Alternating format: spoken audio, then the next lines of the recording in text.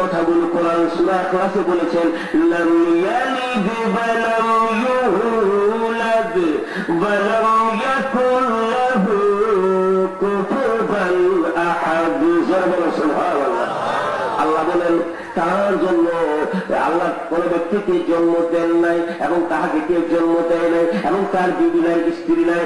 বোঝা গেল আল্লাহর আকার না, আল্লাহর আকৃতি না, আল্লাহ কেমন করে না, আল্লাহ রুকু করে না, আল্লাহ সিজদা করে না, আল্লাহ জন্ম না, আল্লাহ সৃষ্টি না।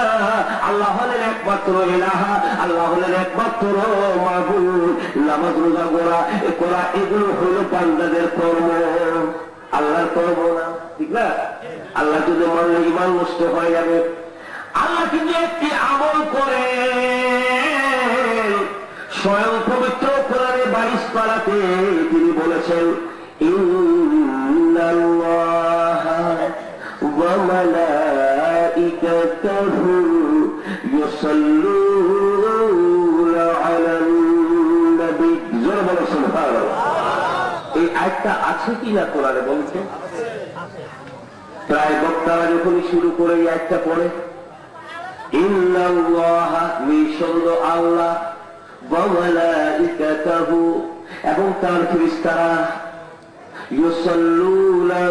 ইউসাল্লুনা এমন একটা ভার্ব, এমন একটি ক্রিয়া, এই ভার্বের ভিতরে প্রেজেন্ট টেন্সও আছে।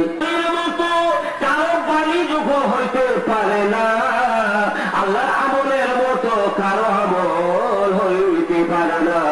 এই জন্য দুরূদ এবং সালাম প্রয়োগ করা হলো আল্লাহর আমল।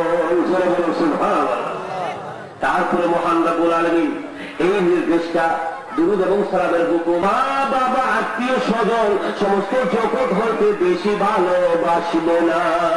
জয় বলো সুবহানাল্লাহ। আপনারা বিরক্ত হচ্ছেন নাকি?